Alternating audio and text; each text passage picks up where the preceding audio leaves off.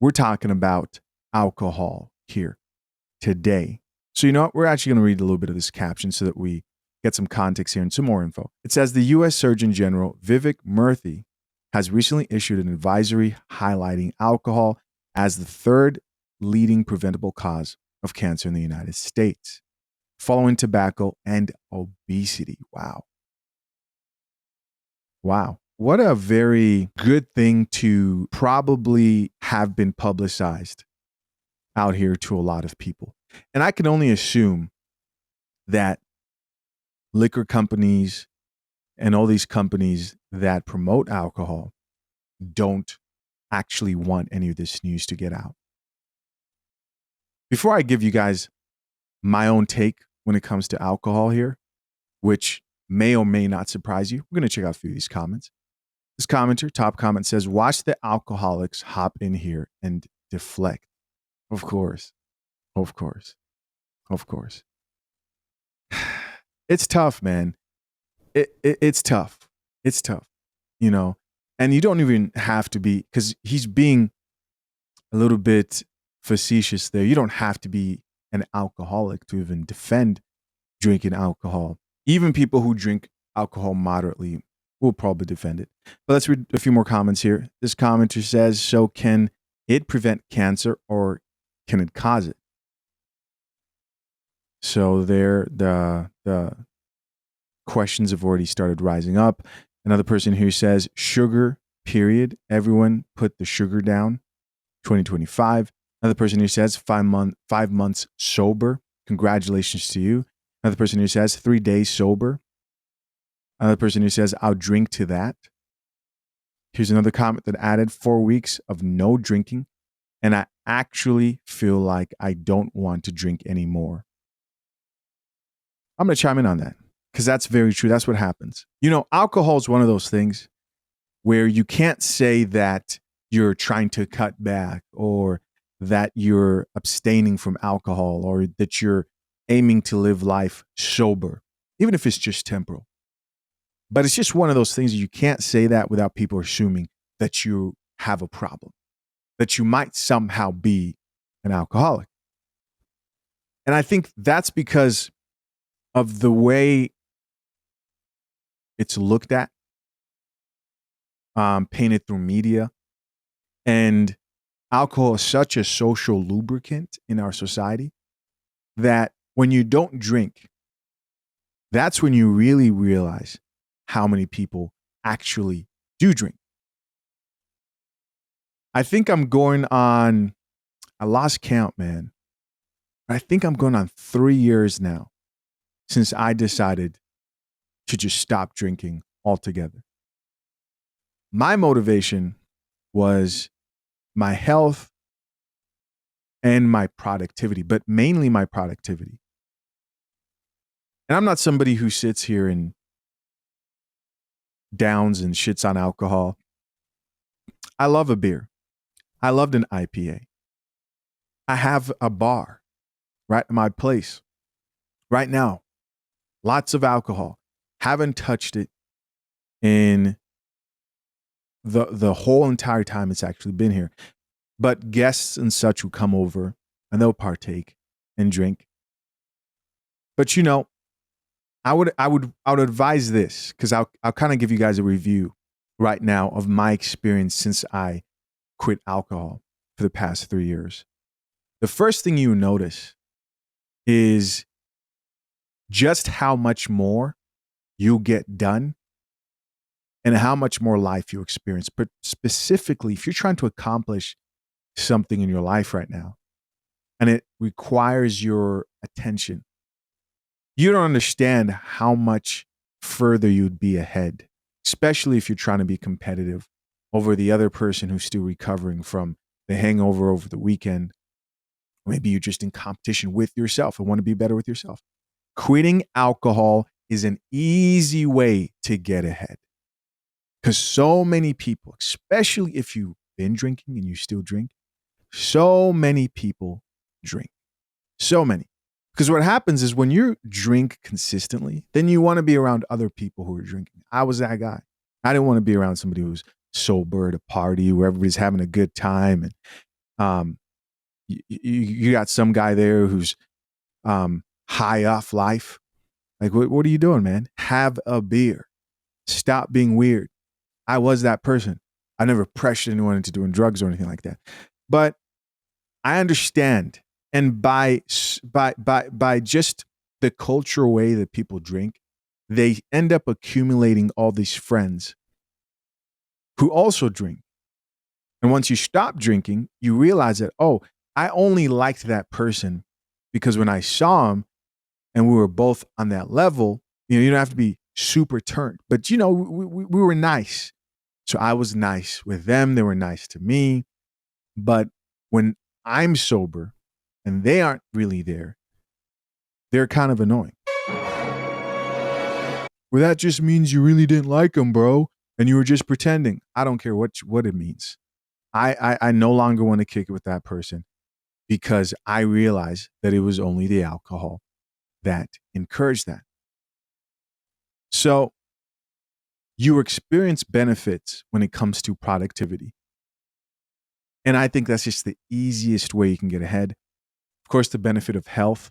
I do think that as I've gotten older and I've just by happenstance, it wasn't an intentional thing. I wasn't thinking to myself, oh, I was going to go 3 years without drinking. No, I actually thought I was going to go maybe a year. I know I'm going to eventually have a shot, some whiskey or something like that. I like the taste of beer. I actually like the taste of beer. Liquor, not so much. Not a wine dude either. But I enjoy the taste. But after I've seen the results, when it comes to my health, when it comes to productivity, when it comes to how I just look at myself, it's something I'm proud of, because it takes discipline. And it's hard to go back. I've said I'm going to go back. I've actually set dates. I've been like, oh, on my marriage ceremony, I'm going to break it. But then that came around and I just didn't do it. I set another date. Oh, when my son comes into this world, I'm going to take a shot. And I didn't want to do it by myself. I wanted like people to be around. But my wife doesn't really drink at all. She's not as serious as I am. I could be extreme sometimes. But she still hasn't touched much in that bar. When I see her do it, she does it because she wants to, with the fam. And I can't even remember the last time I saw her. And she'll like pretend to like wine. She doesn't like the taste of alcohol at all. I also think that helps. I do not think I would have gotten as far as I am right now in the sobriety thing if I had a significant other, a wife, who drunk on a regular basis. Now, don't get me wrong, because I know people get touchy about their alcohol. Once again, I'm not saying that if you do have a wife who likes to drink, then she's a terrible person. No, I'm just sharing with you the very real consequences of having a significant other or a wife who drinks and how that will affect you, right?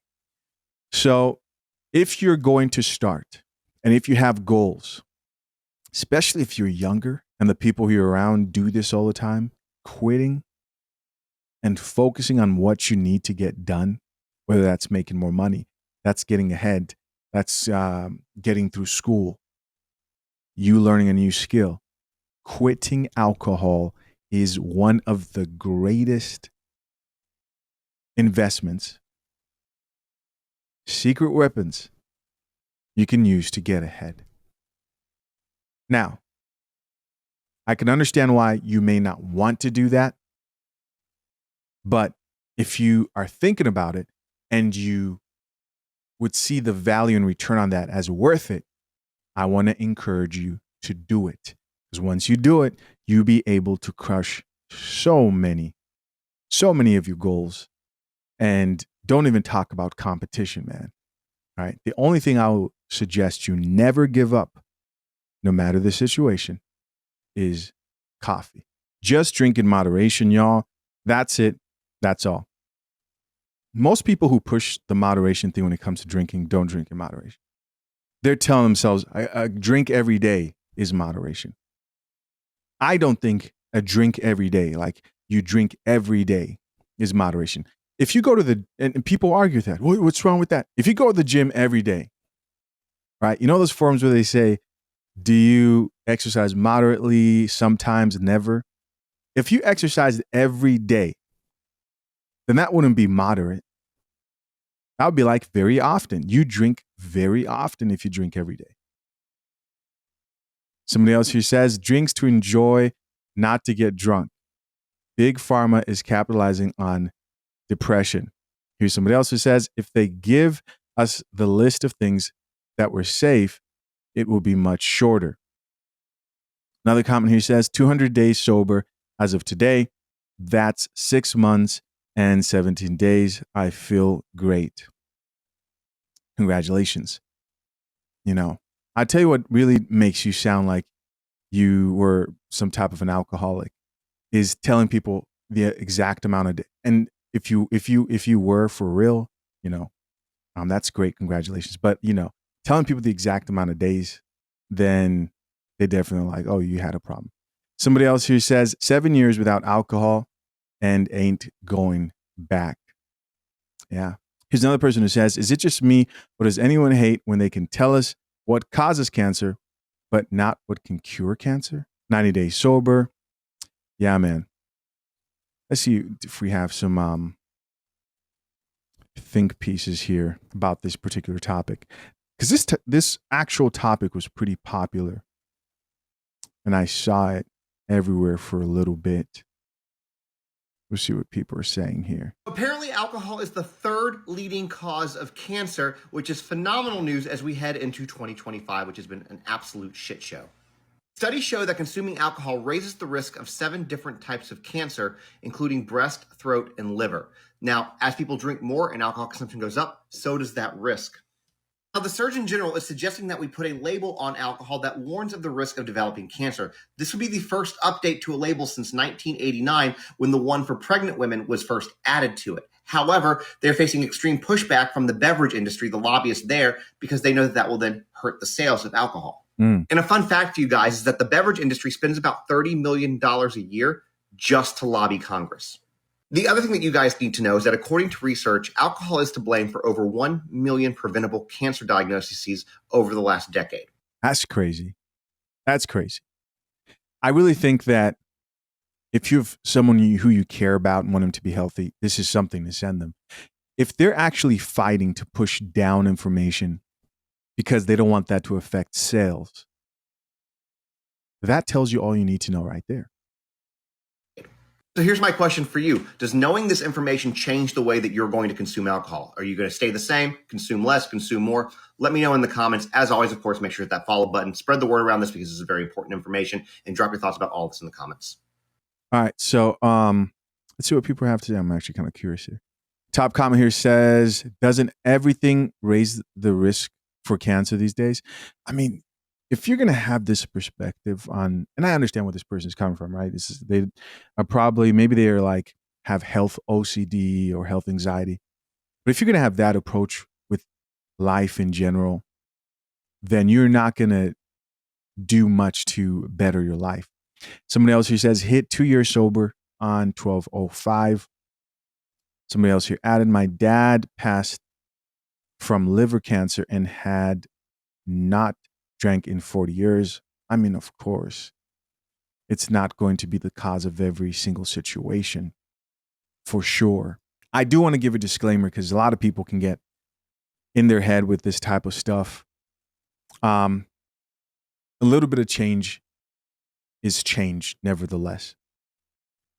And is a step in the right direction. Don't get in your head and, get the health intrusive thoughts and anxiety going. I think it's just good to be aware and make a change. If it's something that would positively impact your life and you're willing to give up, I support it.